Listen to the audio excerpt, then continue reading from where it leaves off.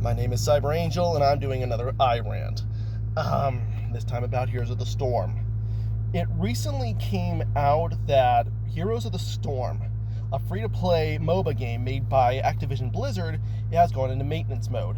While some people have dismissed this as old news, probably because they already suspected it back in, was it 2018 or 2019, whenever they fired a bunch of their employees, most of them coming from the esports division and the Heroes of the Storm parts of their company. Yeah. Some people are wanting to go to Activision Blizzard headquarters and protest to bring back Heroes of the Storm. And, well, I hate to break it to you, but the thing that the Activision Blizzard that made Heroes of the Storm, a game that was their version of a MOBA that's also celebrated Blizzard's history, it also is no longer the same Activision Blizzard that is running the company today. Today, money talks to them, and unless it's making Call of Duty numbers, it's not worth the effort. So, Heroes of the Storm, unfortunately, is another game, just like Warcraft and StarCraft 2, that just got the axe, or at the very least is getting maintenance mode, meaning that all they're going to do to it is balance patches. They're not going to add in any new maps, any new characters, nothing new. It's just, in a holding pattern. And unfortunately, I am one of the people who, I really loved Heroes of the Storm.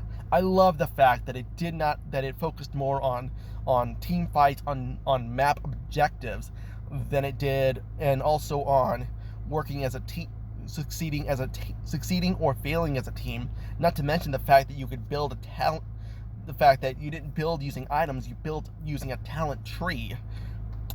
I've just found it to be a much friendlier MOBA game than a lot of the not Heroes of the Storm, League of Legends. It also had a lot of unique heroes. You had Lost Vikings, who was 3 characters in one that you had to control, kind of like in StarCraft. You had another one who was that required 2 players to use it. You had another hero who, what was his name? Abathur or something like that. That could attach itself to other characters. Now, League of Legends eventually got that with its own character, but it didn't do that until the last couple of years. So yeah, it took them a while just to get a character that was like that. They already had Abathur, but Heroes of the Storm had Abathur. I think that was one of the earliest characters. They had a lot of unique characters to it that celebrated Blizzard's history. But like I said, the Activision Blizzard today only cares about cash. And if you're not making Call of Duty numbers, you're not worth it. Then again, the Activision Blizzard of today is terrible.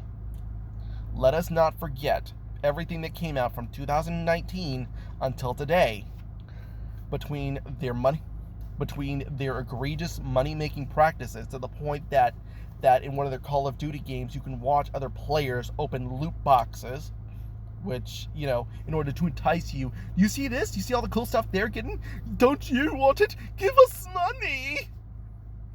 The fact that they took Crash Team Racing, not the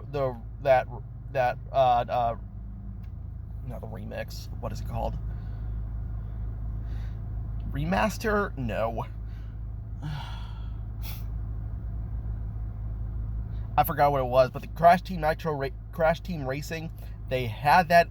The game was sold as, not having in-game purchases, and then they patched in the in-game purchases later. That's the Activision Blizzard we're dealing with. This is the Activision Blizzard that banned a player for speaking out against the injustices of his country, and didn't exactly apologize, didn't directly acknowledge what they did, avoid acknowledging what they did, hinting at what they did, but didn't directly say it. They're the ones who said, they're the ones who are targeting people who have the neurodivergent, people who have disabilities that can't stop themselves from spending, and they know it.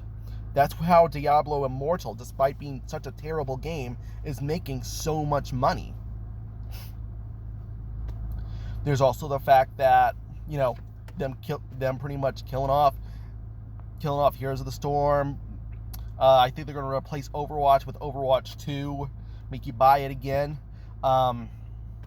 StarCraft, the controversy surrounding Warcraft 3 Reforged, where essentially they put in the EULA that any new game modes you made with it that gets made with this belongs to Blizzard, because they don't want another Dota situation happening. I think I already mentioned on how they laid off about 800 of their employees, most of them from the esports division, right when the esports division was starting to take off. Oh, and I know there was a couple other things. Oh yeah, its CEO is one of the most overpaid CEOs in the entire nation, to the point where he gets bonuses he hasn't earned. I'm not kidding you on that one. He gets bonuses he didn't earn. He didn't meet the requirements, and yet he still gets them. Meanwhile, he's got employees who can't even afford food for the company cafeteria, for the company vending machines. And then, oh yeah, all the sexual harassment. Yeah, I don't know if you remember this, but California is still in the process of investigating Activision Blizzard for a lot and lots of sexual harassment. Although Activision Blizzard did an internal investigation and found no misdoings. Yeah, right. I love Heroes of the Storm for what it is, but considering who controls it now, it's not the Heroes of the Storm. Might not be worth it. What might be worth it is to say, screw you, we'll make our own Heroes of the Storm with blackjack and hookers. In fact, forget the blackjack and the hookers.